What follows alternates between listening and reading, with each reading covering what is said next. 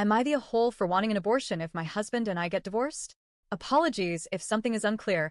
English is not my first language. My husband and I have been married for a little over 3 years, and we're both a little past our mid-30s. For context, I migrated to his country a little over a decade ago. We met during our PhD program. Things moved quickly, engagement, marriage within 2 years, and I genuinely believed I had found my soulmate.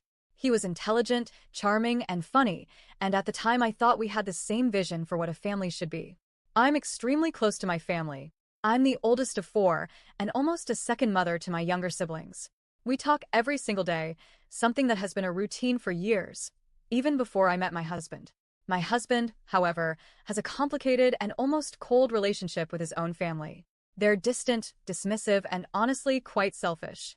To me, it's not just an individual issue, it feels cultural because many of my friends who grew up here describe similar patterns in their families. But still, the way his family treats him is painful to watch. They've shown, on multiple occasions, that his feelings don't matter if they find them inconvenient. They can be dismissive to the point of cruelty. When we first started dating, I told him that in my culture, family means everything.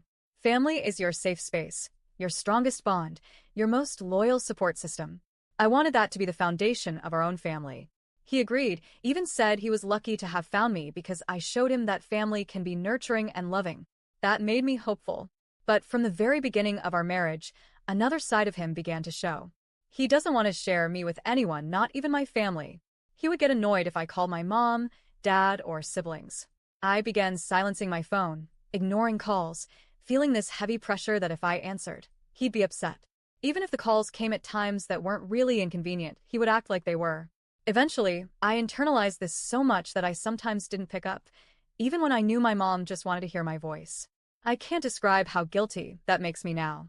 4 months ago, my mom died. It was the most traumatic loss of my life. She was my best friend, my safe space, my biggest supporter. I used to call her every single day without fail. Suddenly, the line went silent forever.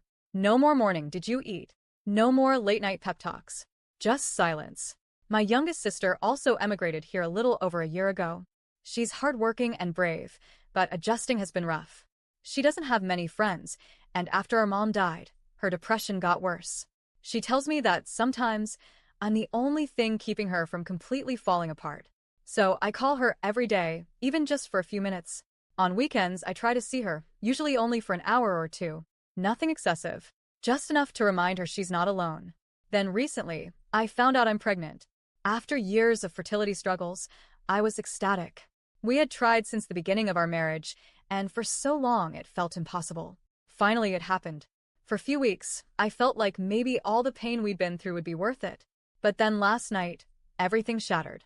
My husband and I had a huge fight. He accused me of spending too much time with my sister.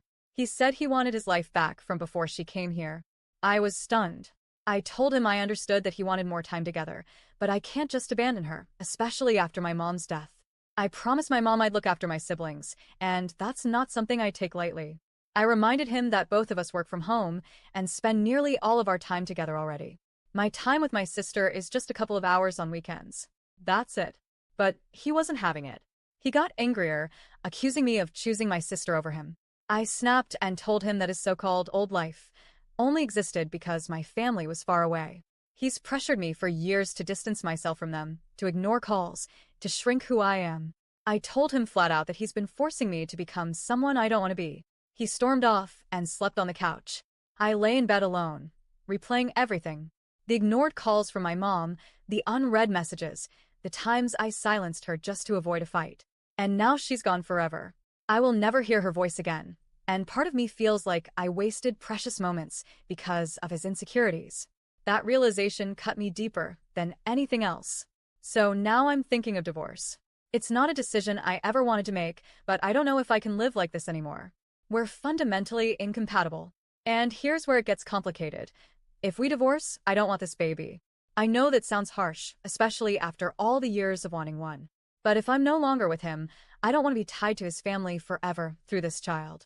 His family has been cruel, selfish, and racist toward me. They skipped our wedding to go on vacation. His brother made disgusting racist remarks about me. And countless other things I don't even want to detail. I've swallowed all of it for his sake, tried to be civil, but the truth is I hate them.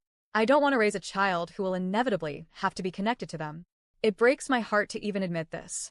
I love my husband still, despite everything, and I wanted this child with him. But if the marriage falls apart, I don't want to raise his child alone while tethered to a family I despise. I don't want my future, or my child's future, shaped by those people.